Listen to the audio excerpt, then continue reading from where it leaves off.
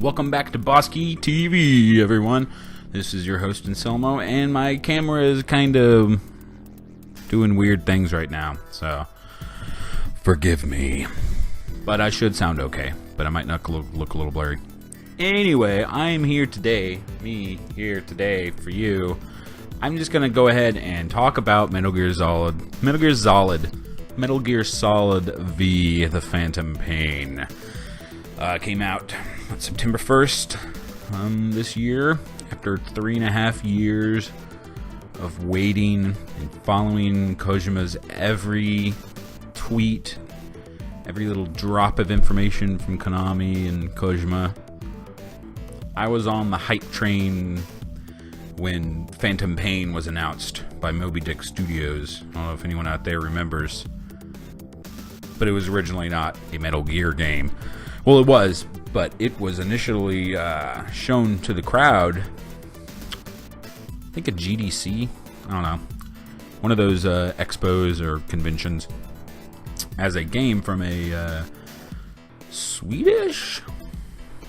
Norwegian or something like that. I think it was a Norwegian game company called Moby Dick Studios, and they just showed this trailer off for this new IP called The Phantom Pain.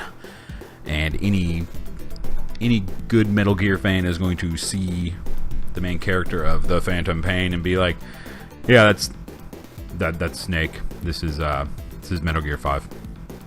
Who are you trying to fool? So that ruse was thin. But ever since then, I've just followed it because Kojima's just released just drop by drop information. He finally came out.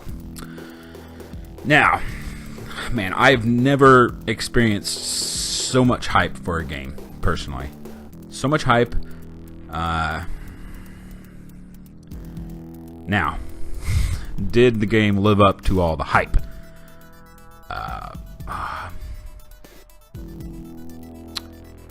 No, it didn't. But that's not to say it was a bad game. It just didn't live up to the hype. But you know what they say, don't believe the hype. So I'm gonna walk through the game. I'm gonna give a little review of all of the attributes of the game. I did have something written out, but I just gotta off the hip this one. So first up, I'm gonna talk about graphics. Now, there's only one thing you can't really dispute about this game, is that it looks good. They created this new engine, Kojima Productions did, called the Fox engine, and it was so good. They had this way of like taking multiple pictures of real life textures and patterns and being able to scan it into a virtual world and basically be able to recreate it with the right lighting. It made for very photorealistic kind of graphics. It was really cool, and it looks great in full effect. It looked great with the demo, but in full effect on a PS4 or PC or Xbox One, it just looks really good. The textures are good. The draw distance is very good. It has a much more. You can see Kojima is stretching his cinematography muscles in this game, because there's not a lot of dialogue, which is weird for a Kojima game, weird for a Metal Gear game. But Phantom Pain is more about the feeling you get watching it, really, because there's not a lot of dialogue. So it's really all about the angles and the cinematography and all that stuff. You definitely tell that he's really flexing his director muscle, apart from his game design muscle, which we'll get to that. It is awesome. So yeah, it takes place in 1984. It has that classic Kojima anachronisms. So, you know, it's 1984, but people have holographic phones. Whatever. There's a lot of anachronistic stuff. This is definitely the most out there in terms of the games with the anachronisms, but it's the game is a weird side game, just experiment. So I can let all that go. So I'm just going to go ahead and just skip to sound, music, and voice, because I mean, the graphics are really solid. There's really there's really not a lot of clipping that takes you out of any sort of aesthetic experience. It's just a solid freaking looking game. Frame rate 60 all the way. It's good stuff. But yeah, sound, music, and voice. Now the sound effects, it's Metal Gear. They've had the same military advisor for every game since Solid, I think. And whoever that is, I forgot the person's name. It starts with an M. First and the last name start with an M. But I digress. It sounds authentic. The guns sound authentic. The vehicles sound authentic. Everything. You know, all the little details of sound. The wind, running on sand. Running on sand sounds different than running on rocks. Sounds different than running on grass. There's a lot of detail. This game is all about detail. It's a gorgeous open world game with tons of detail. Not the most amount of detail in an open world game, but definitely the most detail in a Metal Gear game. The music, they actually got somewhat different this time. Harry Gregson Williams, yeah, that's his name, Harry Gregson Williams. He's been doing the music since the second one, and he's always been doing a really good job. He brings a real he did The Rock and a couple of other big action Hollywood movies in the 90s and 2000s. But he brought this boisterous Hollywood kind of action movie kind of sound to the game, which I love the soundtrack of the first one, but it definitely had a more subdued spy kind of thing. But Williams came in and was just like dun, dun, dun, dun, dun, dun, dun. That was an explosion. But yeah, they replaced with this new guy. He's this young man. I forgot his name. He's Scandinavian. I don't think he's Scandinavian. Ludwig Forsell. That's his name. Yeah, he's this young guy, and it's his first credit. It's his first game he's worked on. It's his first composing credit, and I gotta say, it's good. It's different. It's a lot quieter. No pun intended. There's none of that boisterousness and that kind of traditional Hollywood action movie soundtrack. It's not there anymore. It's replaced with a real, it's full of brooding synthesizers, and it has a real 80s dark wave kind of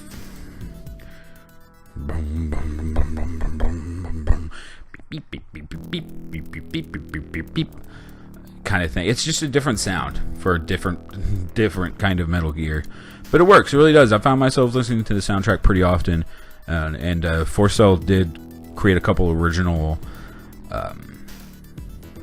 songs, like a band, band songs with vocals and stuff, and they pretty much sound like John Malice, New Order, Joy Division kind of stuff, and it really works, because Joy Division and David Bowie are two of the biggest musical influences on Kojima. You can tell because he puts them everywhere in his games, and they're in the forefront with this one. The game opens with a David Bowie song, well, a cover of a David Bowie song, but the cover is amazing, and it's an amazing song. And man, when I saw that opening, woo boy, I was already applauding. I was literally applauding the game, and it hadn't even started yet. That was the pre-credits sequence, and I was already applauding the game. Some might say it went downhill from there, but I'll get to that later. But yeah, the music's really good. On to voice. Now, this is might be the most controversial aspect of the game, really. As everyone knows, David Hayter did not return as Big Boss in this game. He was replaced by actor Kiefer Sutherland. Kiefer Sutherland. And I gotta say, after playing like 380 hours of this game, the 30 lines that Sutherland did speak, not a lot of lines. He did a really good job. He actually brought subtlety to the role. Now, why he brought subtlety to the role, I'm going to talk about that later, because after I'm done with the technical review, I am going to talk spoiler talk. So, I'll tell you when I get there. So, whoever hasn't beaten the game, you might not want to finish this review. But I digress. See, Sutherland does a good job. Everyone really does a good job. Okay. It's not that he did a bad job. He's a good voice actor. But he was like the worst choice. He really was the worst choice. It was Troy Baker as Ocelot. I know this is probably a controversial statement. I've said this a few times on social media. And people get up in arms, man. They get their pitchforks and they say, "Don't you speak ill of Troy Baker!" Okay, Troy Baker, I get what you were trying to do, okay, Mr. Baker, but you got to play the other games, and you got to learn what makes Ocelot tick, because it seems like you didn't do your research, man. It seems like you just, wow, I have a Texas accent. I'm Revolver Ocelot. He doesn't even point his gun at anyone the whole game. He says you're pretty good once, and it's a terrible you're pretty good. Yeah. But other than that, it's the voice acting is really good. It's just Troy Baker. You ruined Ocelot for me. He was my number one favorite character. But I'll always have the older games. All right. So on to gameplay and mechanics. Now this is kind of a big one because this game is definitely more mechanically inclined compared to the previous Metal Gears, which were much more narratively driven games. Think of it like, so chronologically, the next game in the Metal Gear series after Metal Gear Solid V: The Phantom Pain is Metal Gear 1, which is a almost pure gameplay experience. So from a conceptual point of view, I get that he was distancing himself away from narrative-focused game and trying to make a pure gameplay-driven sandbox for people to play in. And he did that fantastically. Almost every single little gear and rod and every little piece that makes this big gameplay machine work for V, it just works. It is a smooth game. I wish every game could play as smooth as Metal Gear Solid V. There are problems, mostly when it comes to pacing, but that's less on the mechanical, and that's more just design flaw right there. But speaking just purely mechanical, so the game is open world stealth, which at first you're just like, how are you going to make open world stealth fun? How are you going to make something that is usually confined to zones that are puzzle scenarios where you have to go north to a point and then you have to avoid people on your way there? How are you going to make it open world and still hard?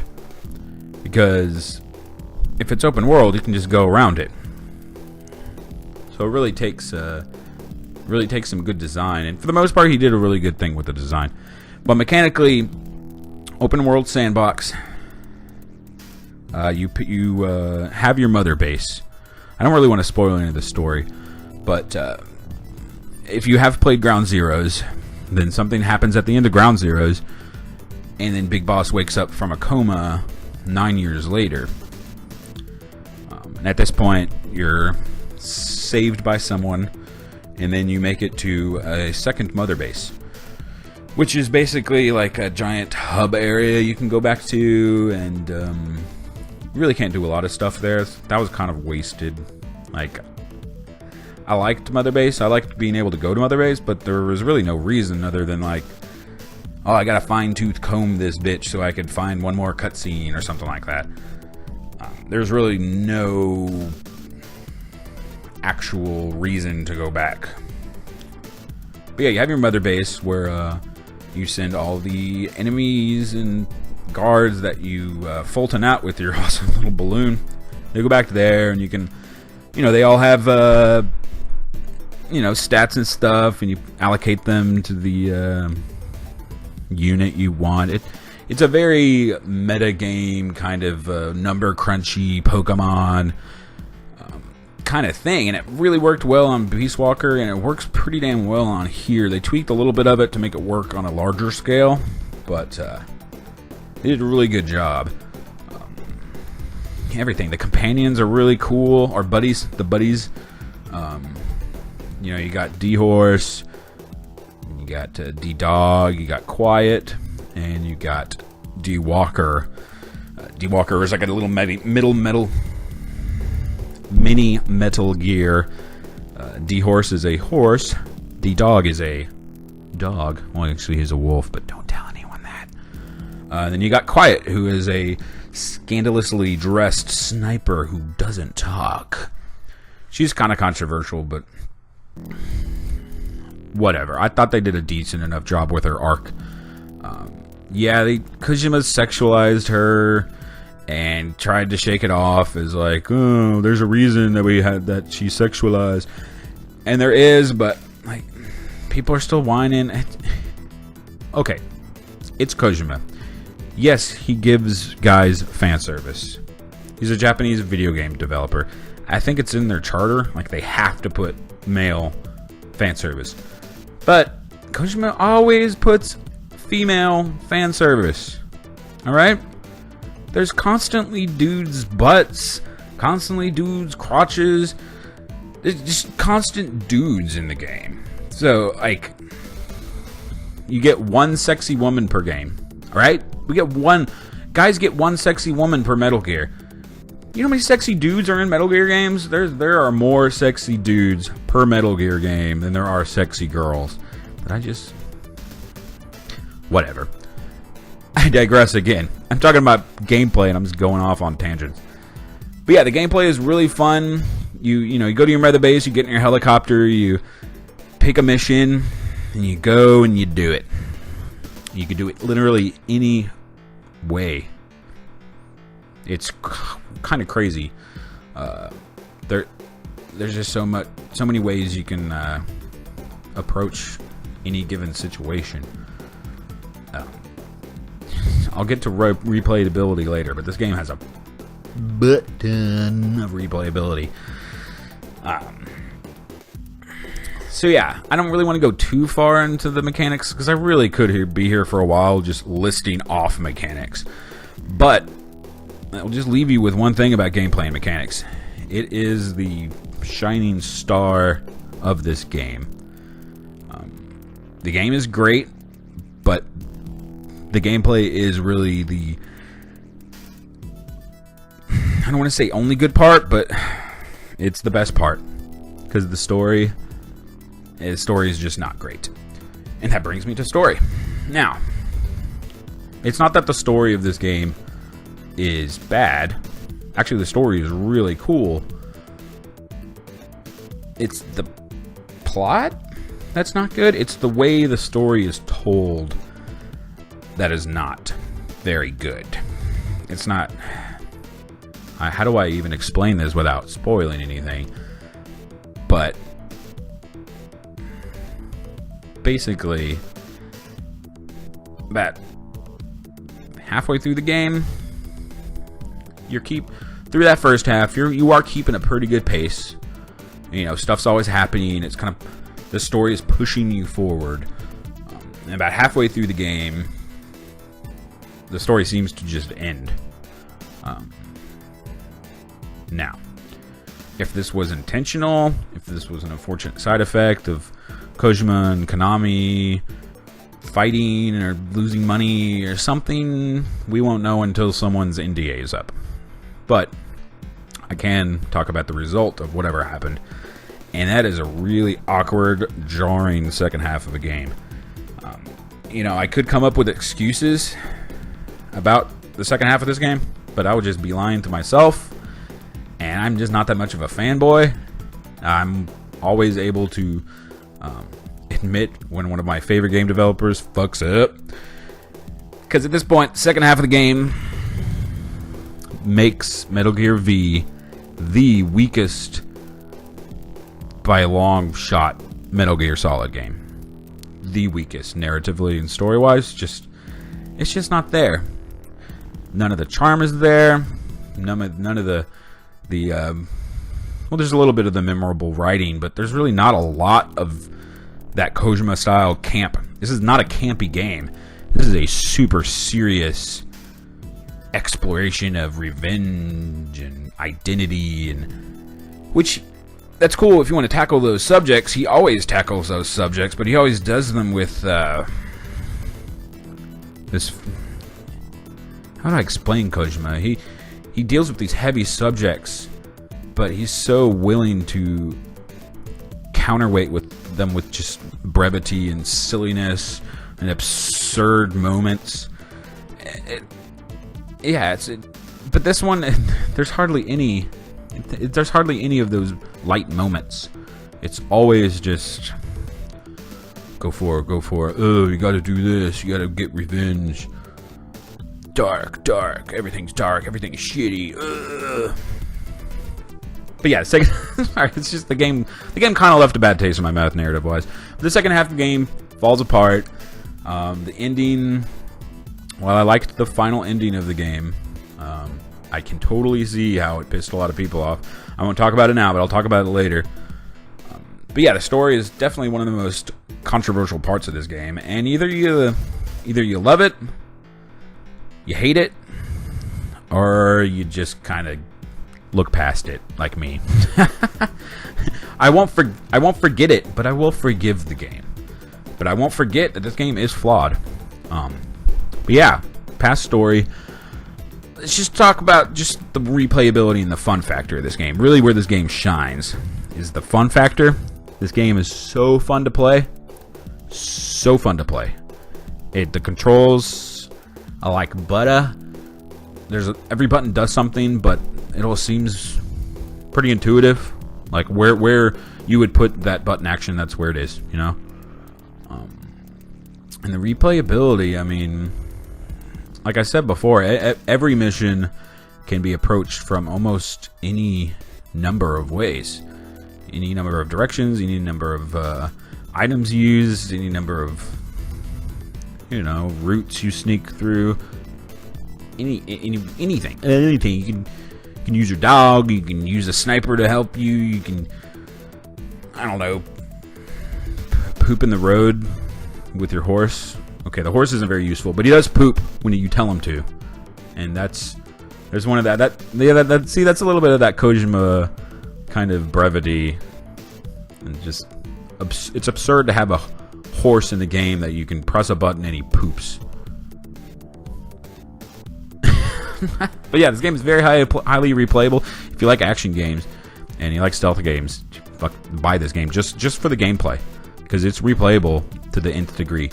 380 hours. 380 hours. Alright, now on to the big one. What did this game do right? What did this game do right? What this game did right, like I said before, it hits the nail on the head when it comes to gameplay. This definitely is Kojima's monument to the gameplay genre he created. Pretty much created. There were games before Metal Gear 1, it was Wolfenstein, and there's some early PC games that had kind of stealth components to it. But it wasn't until Metal Gear 1 where someone actually made a fully functional action stealth game. It was a stealth game. You were supposed to play it, well, not supposed to, but the game was easier when you didn't kill anyone, when you snuck by people, and that was a big deal back then. So this game definitely is just like a condensed form of that gameplay. And yeah, like I said, it is a monument of what he created. And man, it is a beautiful monument because it's just so goddamn fun to play. Like I said before, the cinematography is really nice. Even if the narrative flair is missing, the game still looks gorgeous. You know, the cutscenes are really cool. Really cool. They're not long. You remember Metal Gear Solid 4? I think they had like a 45-minute long cutscene near the end. Yeah, I think the longest one in Metal Gear V is 15 minutes, 20 minutes. I don't know. Not long. That's like the longest cutscene. So you know, it's an act in brevity of not really style, but well, I guess yeah, it is a brevity of style, brevity of content. Not content in a like the player makes the content, really. I think Kojima said something like this. Like, it's in the older games, it was all about a pre-made scene that was going to happen, a pre-made action scene. But in this game, he wanted to give you the palette to be able to make your own action scenes. Every mission someone plays, the way I play it's going to be totally different from the way you play it. It's going to be totally different from the way he plays it. And that's probably the best thing this game does. It gives you a really fun toolbox of stealth action. It is the ultimate stealth action game. Ultimate. Not pentultimate, ultimate. Now, what did this game do wrong? I think I already mentioned this, but the narrative does suffer for the game. And, it took me a while to get over that. I was okay with it at first, and then I got depressed about it. Then I got angry about it. Then I was okay with it. It was like the levels of despair or whatever. Because I'd been waiting for this game for 3.5 years. I had so much hype for this, so much hope for it. And it did kind of let me down. But I got over it, and I understood what Kojima was going for, and I understood what happened, and I got over it. But yeah, this game definitely does the narrative not well. Don't play this game for the narrative, even though it's there, and the story is good. Just don't expect Metal Gear Solid 1, 2, 3, 4, because you're not going to get that. You're not even going to get Peace Walker in terms of narrative. It has a looser narrative than Peace Walker, and Peace Walker was pretty loose for a Metal Gear game's narrative. Now, attention, spoilers ahead! Seriously, if anyone watching this video has not beaten Mission 46, don't watch this. Even if you haven't beaten Mission 31 and you want to know what happens later, don't watch this. Spoiler alert over! Now. Man, let me get ready for these spoilers. Okay. Now, the big reveal. So, this punished, as you know, this punished Venom Snake guy is not Big Boss at all. Dun, dun, dun! It's actually the medic from the helicopter that crashed at the end of Ground Zeroes. And he got brainwashed and hypnotherapized, it's a word, and made new face and thinks he's Big Boss now. Okay. Apparently this pissed a lot of people off. I thought it was a really cool twist. A really ingenious way for Kojima to kind of literally give the player a character. you know? And at that point, he could become Zero. He could speak to the player as Zero or as Big Boss and just directly talk to his audience. And thought that was cool. I liked the whole, like, 1984 control, you know, thought police, all that good stuff. I mean, what do you guys think? Everyone out there who's beaten the game, that big major twist, did you like it? Because I really did. I really did. But yeah, I mean, you know what? I kind of want to do eventually just do a whole nother spoiler talk, because there really is a lot to talk about. And I'd really like to talk with my friend Anthony, because he's the only other person, he lives that way, that knows and appreciates and loves Metal Gear as much as me. Like, we're super fans. At one point, we literally talked about Metal Gear Solid 5 before it came out. We talked about it for 3 hours straight. I didn't record it, though. Well, I did, but I only recorded half of it. But if you guys want to watch that, it's in one of my playlists. But yeah, I eventually want to make like a big spoiler talk, because I am a Metal Gear fanboy and I like to share my opinions. But yeah, I just realized I have way too much to talk about, and I have been talking for like 30 minutes. So thanks for watching the review / talk about Metal Gear Solid V. It's called V because it's not actually Metal Gear Solid 5, because the actual series ended at Metal Gear Solid 4. I don't care what anyone says. Metal Gear Solid V is just a spin-off game starring a medic. But yeah, I'm rambling. Thanks for watching, guys. Thanks for listening to me ramble.